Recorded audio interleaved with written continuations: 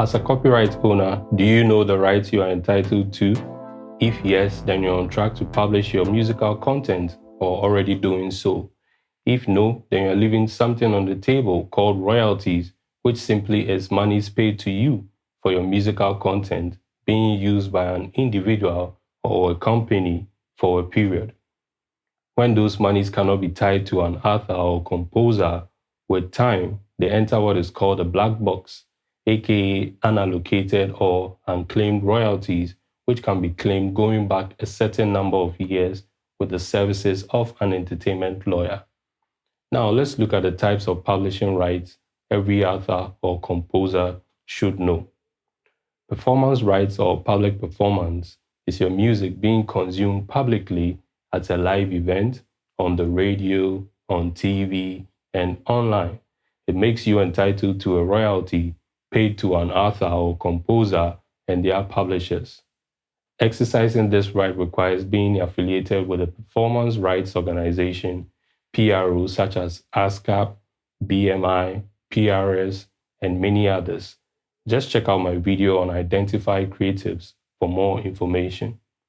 Mechanical rights are the reproduction of music in a physical format, such as CDs or vinyl, and present-day digital formats, such as downloads and streams, which incur a royalty based on the territory and the laws set. To benefit, affiliation with a mechanical rights organization, MRO, or Mechanical Rights Collective Organization, MRCO, is required, such as the MLC in the US, MCPS in the UK, CMRRA in Canada, and APRA AMCOS in Australia and New Zealand. Digital rights or online rights is like public performance or mechanical rights in the physical or analog world. The difference being digital happens online.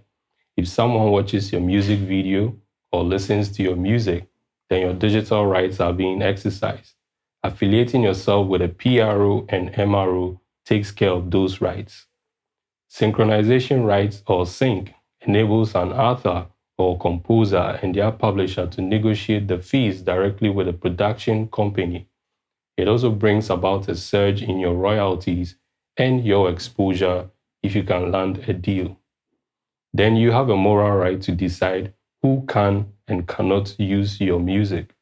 A clear example would be denying a political party the right to use your music for their campaign based on your philosophy or beliefs.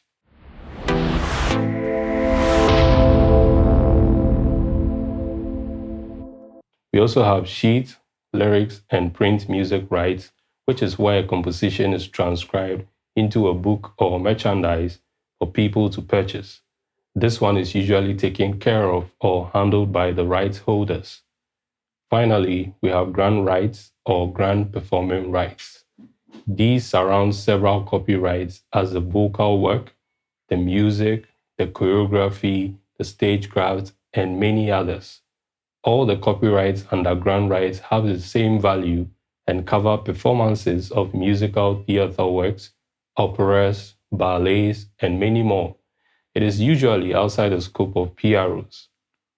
The authors, composers, and their publishers must negotiate the royalties and other payments for the works that fall under this category with the producer, promoter, or company responsible for such work. A freelance author or composer automatically owns all the rights to the work they create, but can also assign these rights to others, such as the publisher on contract. The name is Collector, and if this information has been helpful to you, share it with other creatives, drop a comment below, smash the like button, follow this channel,